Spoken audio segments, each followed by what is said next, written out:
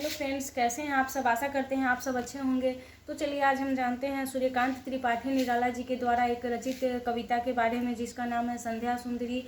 तो चलिए आज हम अपने हिंदी के पाठ्य पुस्तक से इस कविता का सारांश जानेंगे। संध्या सुंदरी कविता का सारांश जानेंगे। यह कविता 1921 में प्रकाशित हुई थी और इस कविता के लेखक है कवि हैं सूर्यकांत त्रिपाठी निराला जी, जिन्हें निराला जी के नाम से भी संबोधित किया गया है।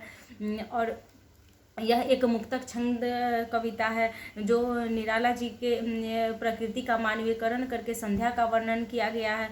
और संध्या की तुलना एक यौवन संपन्न सुंदरी अर्थात एक युवती से की गई है जो चुपके चुपके चली आ रही है। जिस प्रकार दिन होते हुए भी जब दिन ढल जाता है तो संध्या अपने आप चुपके चुपके से चली आती है, उसका हमें अंदाज़ा भी नहीं लगता कि वह कब आ गया।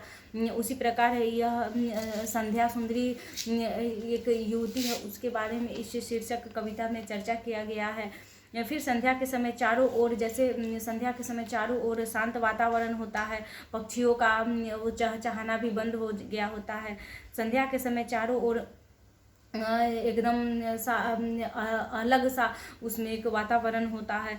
फिर उसी प्रकार निराला जी ने भी यह सुंदरी मौन रहकर थके हुए जीवों को अपने अंक में विश्राम दिए हैं। फिर वह यह लिखे हैं, उस वर्णन का समय है जब आकाश में सूर्य छिप जाने पर धीरे धीरे अंधकार का दामन फैलता है, जिस वक्त संध्या का समय होता है।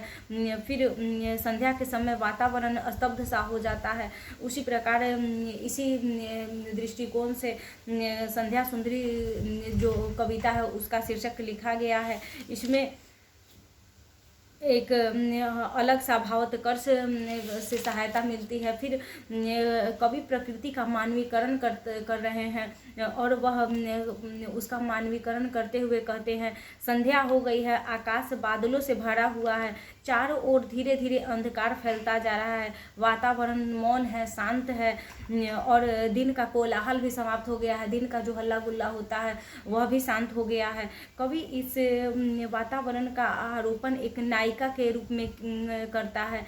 संध्या एक सुंदरी परी के समान धीरे धीरे बादलों के आकाशों से भरी हुई है। जैसे बादलों से भरे आकाश के नीचे उतर रही है संध्या, उस तरह से कवि इसमें दर्शा रहे हैं। पर उसमें अन्य स्त्रियों की तरह चंचलता नहीं है, उसका आंचल अंधकार की तरह काला है, स्थिर है, उसमें कोई फरफराहट नहीं है। उसके अंदर यौवन के उन्माद से भरे होने के कारण मधुर है और पर गंभीर है और हंसी भी नहीं दिखाई दे रही है। इस प्रकार से संध्या का समय जैसा वो अद्भुत सा वक्त होता है, उसी प्रकार संध्या का एक युवती से वह उसकी तुलना कर रहे हैं। फिर कवि कहते हैं, यह संध्या सुंदरी जो आकाश में से चुपचाप नीचे उतर रही है, उसके इर्द गिर्द सन्नाटा सा छाया हुआ है, चारों ओर अंधकार है, उसमें दूर दूर तक तारा टिमटिमा रहा है और उसका अभिषेक करता हुआ प्रतीत हो रहा है। और उसका चारों तरफ से जैसे किसी के स्वागत में हम कोई कार्य करते हैं, उस तरह से प्रतीत हो रहा है कि जैसे हम संध्या का आगमन का उसका इंतज़ार कर रहे हैं, आगमन कर रहे हैं, उसका बेसब्री से हमें इंतज़ार हो रहा है। इस प्रकार से अभिषेक कर रहा है। इसी प्रकार सुंदरी युवती के काले काले घुंघराले बालों में एक मोती तारे की तरह चमक रहा है। जैसे जैसे संध्या होता है, एक तारा जो होता है वह पहले ही आ जाता है, वह एक मोती की तरह चमक रहा है घुंघराले बालों के सामने, जो उस हृदय राज्य की रानी का अभिषेक कर रहा है। यौवन के भार से लदी हुई संध्या रूपी नायिका बार बार अंगड़ाई लेकर आलस्य प्रकट कर रही है और वह जम्हाई टाइप प्रकार का ले रही है, लेकिन साथ ही वह बहुत भी कोमल है। वह अपनी सहेली निवर्ता के साथ छाया के समान आकाश मार्ग से आ रही है और वह एक बहुत ही कोमल है। फिर निवर्ता को संध्या की सखी बताकर कवि उसकी वातावरण को में सजीवता ला देती है। फिर कवि संध्या के समय चारों ओर का वातावरण का चित्रण प्रस्तुत कर रहे हैं।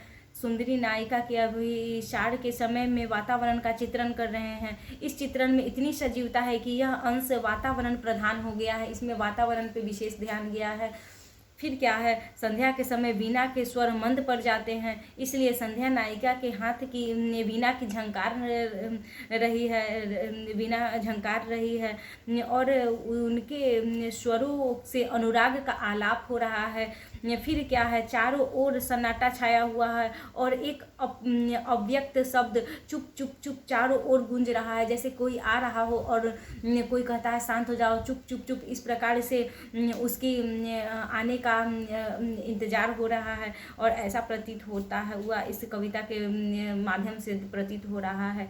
यह गूंज केवल नायिका के आसपास ही नहीं, यह सन्नाटा आकाश में, धरती में और सारे वातावरण में गूंज रहा है। यह एक संध्या के पास ही नहीं, जब सारे चिड़िया चहचहाना बंद कर देते हैं, हमारा वातावरण उस वक्त एकदम शांत सा हो जाता है, उस वक्त का समय है।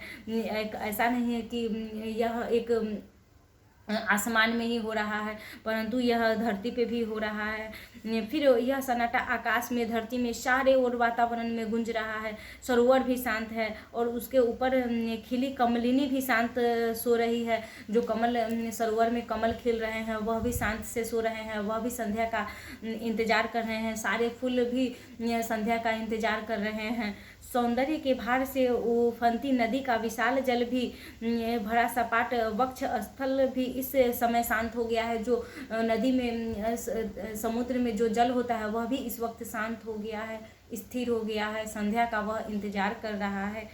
फिर बर्फ से आच्छादित हिमालय भी मौन योगी की तरह तपस्यारत है, वह भी तपस्या कर रहा है कि संध्या का समय हो रहा है और संध्या सुंदरी का वह भी इंतजार कर रहा है। उसी प्रकार उस लड़की की भी इसमें चरित्र चित्रण दर्शाया गया है कि उसका भी इंतजार हो रहा है।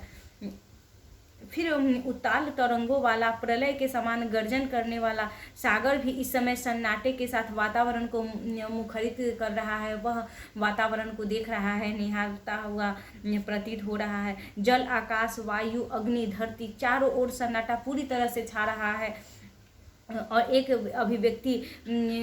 अभिव्यक्त ध्वनि जो चुप चुप चुप की तरह चारों ओर से गूंज रही है, ऐसा प्रतीत हो रहा है। इस ध्वनि की अतिरिक्त शेष कुछ नहीं है। सब शांति के अपार सागर में लीन है, सब शांत से रह रहे हैं। फिर संध्या सुंदरी का क्या है, कवि संध्या का वर्णन करने के बाद रात्रि का वर्णन कर रहे हैं। मौन पथ से चली आती सुंदरी नायिका रात्रि वासना से भरी हुई है। फिर वह संध्या के बाद वह रात्रि का इसमें विषय वस्तु पे चर्चा कर रहे हैं। मौन पथ से चली आती है सुंदरी नायिका, वासना से भरी नहीं, फिर भी उसकी मस्ती आंखों उसके अंगों से छलक रही है और शराब की एक नदी के समान बहती जा रही है, जो थकते हुए प्राणियों को एक मदिरा का प्याला पिलाकर अपने अंग को सुला देती है। इस प्रकार से कवि इसकी चर्चा कर रहे हैं, जैसे कि अभी खत्म ही नहीं हुआ है। संध्या का इंतजार तो हो रहा था, परंतु यह संध्या बहुत ही जल्द खत्म हो गया और यह रात में तब्दील हो गई। फिर इसमें कवि एक रात की बात कर रहा है। फिर उन्हें उनके मीठे सपने रस इत्यादि में दिखाई देता है।